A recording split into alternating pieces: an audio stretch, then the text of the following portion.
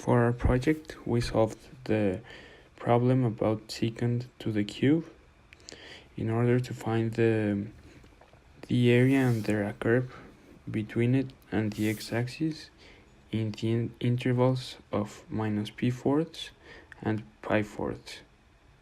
First of all, we have the graph right here, and as you can see, it's a simple parabola between these two points, and this here, it's the area that we had to find by integrating the formula, which was, as I mentioned, secant to the cube, and I will show you the process that we followed to be able to do so.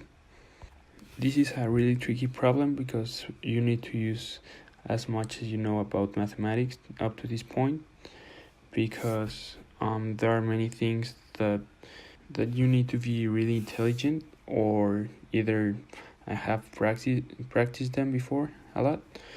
So by analyzing the problem, the first thing that we do is that we divide secant to the cube into two parts. The first one which is secant squared, and the second one is secant, so it's secant squared times secant.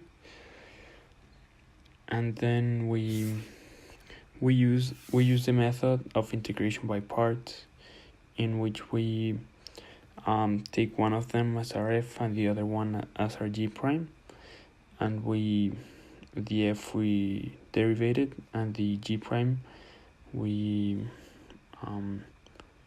integrated in order to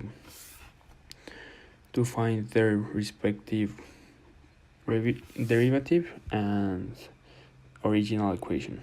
By doing so, we multiply f times g, and then we subtract the integral of f prime times g.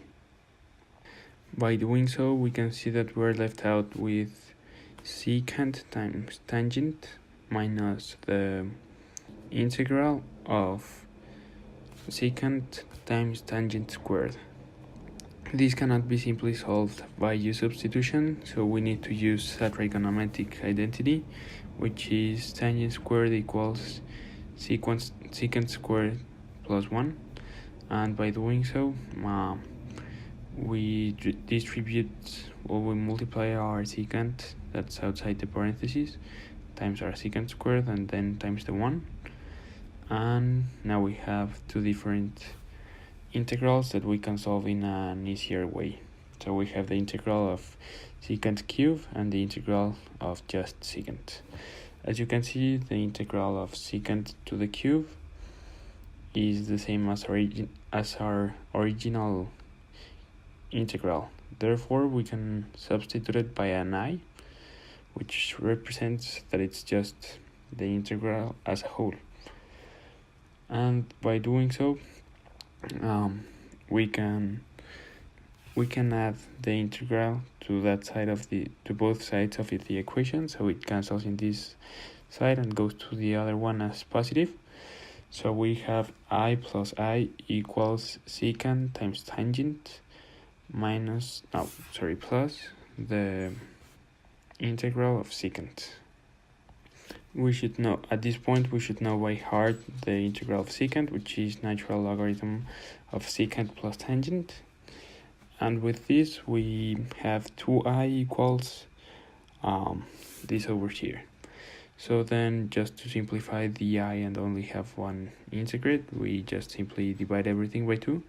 So we have the same on this, on the other side, just divided by 2.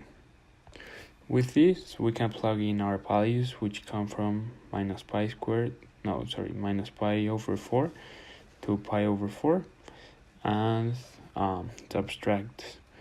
First, we plug in the one on the top, which is pi over 4, then we subtract minus pi over 4. So we just plug it in, as you can see right here. And now that we've plugged it in, we can come to a result that's more logical for us, which is 2.295.